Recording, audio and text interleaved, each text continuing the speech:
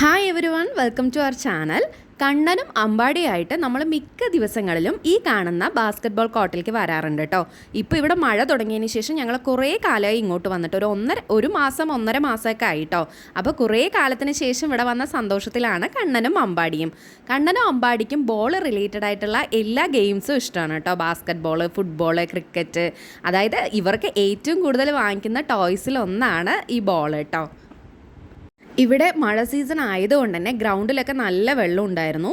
അപ്പം നമ്മൾ വളരെയധികം രണ്ടുപേരെയും ശ്രദ്ധിച്ചിട്ടാണ് കേട്ടോ അവിടെ വിട്ടത്. അവിടെ കുറേ കുട്ടികൾ കളിക്കുന്നുണ്ടായിരുന്നു.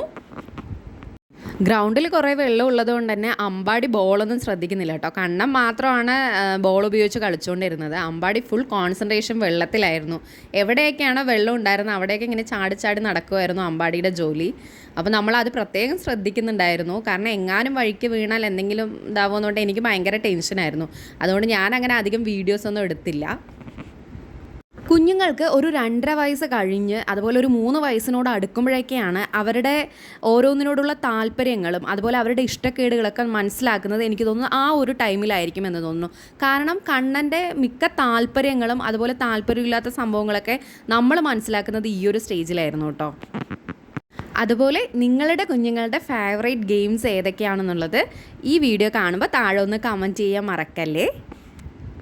ഇപ്പോൾ പുറത്ത് താമസിക്കുന്ന കുഞ്ഞുങ്ങൾക്ക് നാട്ടിൻപുറത്ത് ഇരിക്കുന്ന പോലെ നമുക്ക് വിചാരിച്ച പോലെ പുറത്ത് വരാനോ അങ്ങനെയൊന്നും പറ്റില്ല. അപ്പോൾ നമ്മൾ അച്ഛനും അമ്മയും എപ്പോഴാണോ ഫ്രീ ആവുന്നത് ആ സമയത്തൊക്കെ കുഞ്ഞുങ്ങളെ പുറത്ത് കൊണ്ടുവരിക.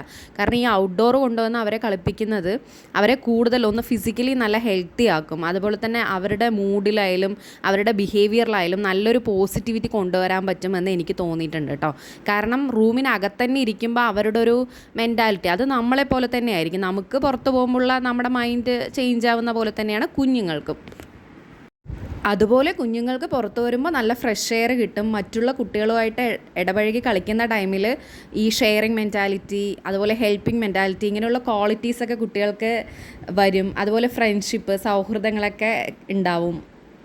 അങ്ങനെ ഞങ്ങൾ കുറേ ടൈം അവിടെ സ്പെൻഡ് ചെയ്തു കേട്ടോ. പിന്നെ മഴ വരാൻ ഒരു ചാൻസ് ഉണ്ടായിരുന്നു. അപ്പോൾ നമുക്ക് അവിടെ നിന്ന് തിരിക്കാമെന്ന് വിചാരിച്ചു. അവർക്ക് വരാൻ ഒട്ടും താല്പര്യം ഉണ്ടായിരുന്നില്ല. പിന്നെ മഴ വന്നു തുടങ്ങിയപ്പോൾ മറ്റു കുട്ടികളൊക്കെ പോകുന്നത് കണ്ടപ്പോൾ മെല്ലെ കണ്ണനും അമ്പാടിയും നമ്മുടെ പുറകിൽ അങ്ങനെ വന്നു കേട്ടോ. രണ്ടുപേരും നല്ല ഹാപ്പി ആയിരുന്നു കേട്ടോ. നമുക്ക് നാളെ വീണ്ടും വരാമെന്നൊക്കെ പറഞ്ഞിട്ടൊക്കെയാണ് നമ്മൾ അവരെ രണ്ടുപേരും അവിടെ നിന്ന് കൊണ്ടുവന്നത്. വരുമ്പോൾ കുറച്ച് മഴയുണ്ടായിരുന്നു, എന്നാലും നമ്മൾ പെട്ടെന്ന് വീടെത്തി കേട്ടോ. അപ്പോൾ എൻ്റെ ചാനൽ ആരെങ്കിലും ആദ്യമായിട്ട് കാണുകയാണെന്നുണ്ടെങ്കിൽ ഒന്ന് ലൈക്ക് ചെയ്യണേ, ഷെയർ ചെയ്യണേ, കമൻറ്റ് ചെയ്യണേ, അതുപോലെ ഒന്ന് സബ്സ്ക്രൈബ് ചെയ്യാം കേട്ടോ. താങ്ക്